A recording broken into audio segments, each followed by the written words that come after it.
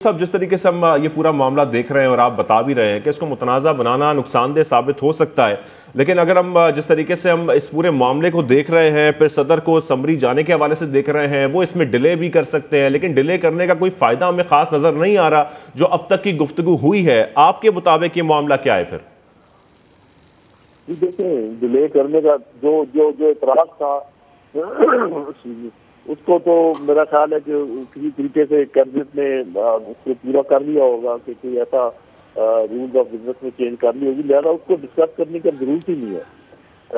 देखना ये है कि प्रेसिडेंट को ये देखना चाहिए कि वो पीटीआई के नुमाइंदे नहीं है, वो प्रेसिडेंट ऑफ पाकिस्तान है और उन्होंने मुल्क को ऐसे तरीके से आगे चलने में मदद करने के लिए जो भी काम है वो करना है। तो इसलिए मैं समझता हूँ कि मेरा अपना अंदाजा भी ये है कि प्रेसिडेंट इसमें कोई ज्यादा डिले नहीं करेंगे, इसलिए ये बहस मेरा ख्याल है कि ज्यादा हमें ये सोचना चाहिए कि नए चीज के लिए चैलेंजेस कौन से हैं। और मेरे ख्याल 3 बड़े बड़े चैलेंजेस हैं।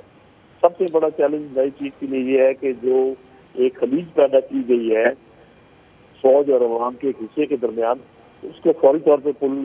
फिल किया जाए और एक गुडविल की स्पिरिट जो है उसको अख्तियार किया जाए, क्योंकि फौजें अवाम की हमायत के बगैर लड़ाइयाँ नहीं लड़ सकती और वो जानते हैं, हमारे जितने भी सीनियर लोग हैं फौज में वो भी जानते हैं, अवाम को भी इस चीज़ का एहसास होना चाहिए। दूसरी बात ये है कि जिस किस्म के चैलेंजेस हैं, तहरीक तालिबान पाकिस्तान दोबारा से सर उठा रही है। आपको पता है कि हिंदुस्तानी जो चीफ हैं और जो उनके डिफेंस मिनिस्टर है क्या बयान दे रहे हैं, अभी तक अफगानिस्तान सेटल नहीं है, इधर हालात ईरान के भी ऐसे ही है। तो बहुत सारे चैलेंज हैं उनको। तीसरी बड़ी अहम बात यह है कि जिस इकोनॉमिक प्रेशर से हम गुजर रहे हैं उसके अंदर फौज की चमक को कायम रखना, फौज की ट्रेनिंग को कायम रखना, फौज को मुस्तैद रखना, फौज के मोराल को कायम रखना कोई आसान काम नहीं है।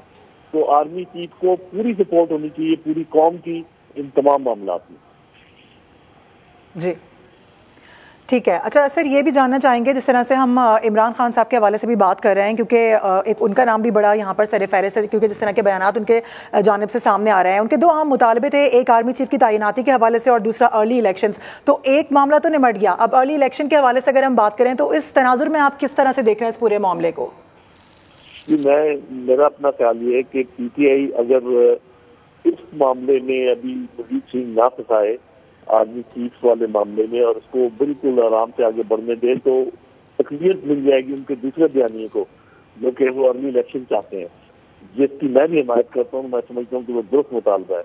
लेकिन ये है कि अगर आर्मी चीफ के साथ आपके ताल्लुकात अच्छे हों तो शायद वो कोई ऐसा रोल अदा कर सके जो दोनों धड़ों को करीब लाने का इस पोजीशन में आ जाए प्रेसिडेंट के साथ मिलकर, चीफ जस्टिस के साथ मिलकर। तो ये सियासी तौर पर भी पीटीआई के लिए बेहतर है, बल्कि मैं तो ये कहूँगा कि पीडीएम के लिए ये सियासी जीत होगी अगर पीटीआई ने कोई मुखासमत की पॉलिसी इख्तियार कर ली इस नई तैनाती के सिलसिले में। ठीक है, हमें इस वक्त ज्वाइन किया है दिफाई तज्ज़ियाकार हारिस नवाज साहब ने। हारिस साहब, आपको भी शामिल गुफ्तगू करेंगे। हारिस साहब, जिस तरीके से हम बात भी कर रहे हैं ऑलरेडी और ये बात हो भी रही है कि अब इस वक्त खास तौर पर आर्मी चीफ को बहुत बड़े चैलेंजेस का सामना होगा आने के बाद, और खास तौर पर जिस तरीके से इकोनॉमिक प्रेशर हम इस वक्त मुल्क में देख रहे हैं, उसमें फौज का मुराल हाई रखना और बुलंद रखना और ऐसे में जो तमाम मामलात हैं वो भी बेहतरी के साथ आगे बढ़ाना, आपके ख्याल में इस वक्त आर्मी चीफ को क्या चैलेंजेस का सामना होगा आने के बाद? देखें, ये इस वक्त आर्मी चीफ को बहुत ही चैलेंजेस हैं। नंबर 1 पोलिटिकल इंस्टेबिलिटी है, ये देखना है कि उसको कैसे ठीक किया जा सकता है। नंबर 2 बात यह है कि इकोनॉमिक इंस्टेबिलिटी बहुत ज़्यादा है जो कि बहुत ज़्यादा अफेक्ट करती है मिलिट्री ऑपरेशन ट्रेनिंग को भी और कौम को भी फर्क पड़ता है इसके साथ। फिर आपके इंटरनल इफेक्ट है, आपके ऊपर दुश्मन ने फिर जनरेशन वॉर का हमला किया हुआ है। इसमें पूरी कोशिश ये उनकी है कि किसी तरीके से भी फौज और अवाम को जो एक एतमाद है उसको दूर करें, फौज को कमज़ोर करें और खुदा न खास्ता अपने अज़ाइम को पूरे कर सके, क्योंकि दे रियलाइज कि हमने मुल्क से हमारी फौज ने बड़े प्रोफेशनल तरीके से तमाम दहशतगर्दी ख़त्म कर दी। एंड नाउ दे रियलाइज कि जब तक फौज को कमज़ोर नहीं करेंगे पाकिस्तान को कमज़ोर नहीं किया जा सकता। इसलिए मेरी पूरी कौम से ये अपील ख़ास तौर पर कि आप यूनाइटेड रहें, इकट्ठे रहें, फौज को आपका एतमाद बहाल रखें ताकि फौज पेशेवराना तरीके से तमाम इन चैलेंज को पूरा कर सके। ساتھ ہی ساتھ ابھی جو کیونکہ اس وقت پولیٹیکل حالات خراب ہیں، لانگ مارچ ہے 27-26 کو اناؤنس کیا ہوا ہے، یہ بھی دیکھتے ہیں ہم شور کے چیف آف اسٹاف بننے سے بھی کافی فرق پڑ جائے گا، لیکن صرف پالیٹیشین کو سوچنا چاہیے کہ اس وقت فوج کو نئے امتحان میں نہیں ڈالیں، بلکہ خود ایک نیشنل کال حکومت دے اور عوام اور بیٹھ کے دونوں پالیٹیشین اپوزیشن گورنمنٹ بیٹھیں، کوئی مسائل کا حل کریں، پاکستان کے لیے سوچیں، اپنی پارٹی ذاتی مفاد بزنس مفاد کو سائڈ پہ کریں، پاکستان ہوگا تو سب چیزیں ہوں گی۔ اس لیے اس وقت we can't afford more political instability, اور اس کے لیے اس وقت ضروری ہے کہ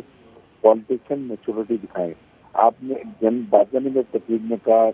فوج نے فیصلہ کیا اے پولیٹیکل ہیں، اب ہم انٹرفیئر نہیں کریں گے، تو آپ ایسے حالات مت پیدا کریں، ڈونٹ گیو چیلنج ٹو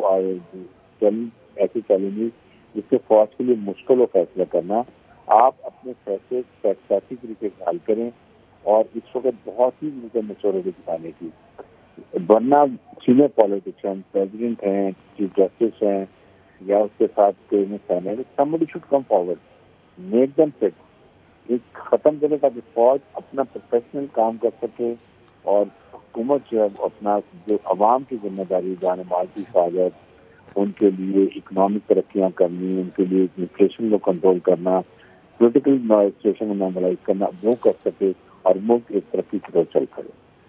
بالکل ملک ترقی کی طرف چل پڑے، کیونکہ جس طریقے سے ہم عارف صاحب دیکھ رہے ہیں کہ ایک آرمی چیف کی تعیناتی کو متنازع بنانا اسی کے مترادف ہے کہ آپ ملک کو متنازع بنا رہے ہیں، ملک کی مفاد میں یہ بالکل بھی نہیں ہے۔ تو ایسے میں کسی بھی سیاسی جماعت کو ایسی کوشش نہیں کرنی چاہیے کہ آرمی چیف کی تعیناتی کو متنازع بنایا جائے یا اس پورے معاملے کو خراب کیا جائے۔ آپ کیا سمجھتے ہیں کہ آج کل جو ہم جس طریقے سے حالات دیکھ رہے ہیں پاکستان کے، جو اکنامیکل کنڈیشنز ہیں، جو اس وقت پورے ملک کی صورتحال ہے، ایسے میں کسی قسم کی متنازع چیز کو آگے بڑھانا، وہ بھی خاص طور پر آرمی چیف کی تعیناتی کو، یہ ہمارے پورے ملک کے لیے، قوم کے لیے نقصان دہ ہو سکتا ہے؟ بالکل، اور سیکنڈ بات یہ دیکھیں، یہ ہے پروموشن چیف آرمی اسٹاف کی، اور یہ پوری فوج کے مورال کو افیکٹ کرتا ہے اگر اس میں کنٹروورسی کی جائے، کیونکہ جو لوگ سیٹین پہ بیٹھے ہیں، جو پارٹنر ناردرن ایریاز پر لڑائی کر رہے ہیں، انٹرنیشنل تھریٹ کو دیکھ رہے ہیں، وہاں ان کے پاس ٹیلی ویژن بھی نہیں ہوتا، ان کو صرف خبریں ملتی ہیں، یہ ان کے افیکٹ کو بڑا، مورال کو بڑا افیکٹ کرتی ہے۔ اس لیے اس کو اب اننیسیسری کنٹروورسی میں نہیں آنا چاہیے، یہ رسپانسبلٹی جو ہے یہ ہمارے پالیٹیشینس کی ہے، دے ہیو ٹو سی کہ اس کو کیسے لے کے چلنا ہے۔ جو بھی چیف آرمی اسٹاف آئے گا، یاد رکھیں وہ پاکستان آرمی کی آپریشن ٹریننگ ریڈینس کو پہلی پرائرٹی ہوتی ہے، پاکستان کی جیوگرافیکل باؤنڈریز کو دیکھنا، انٹرنل تھریٹ کو دیکھنا، اور آئین اور قانون کے مطابق ریاست پاکستان کے ساتھ وہ کھڑے ہوتے ہیں،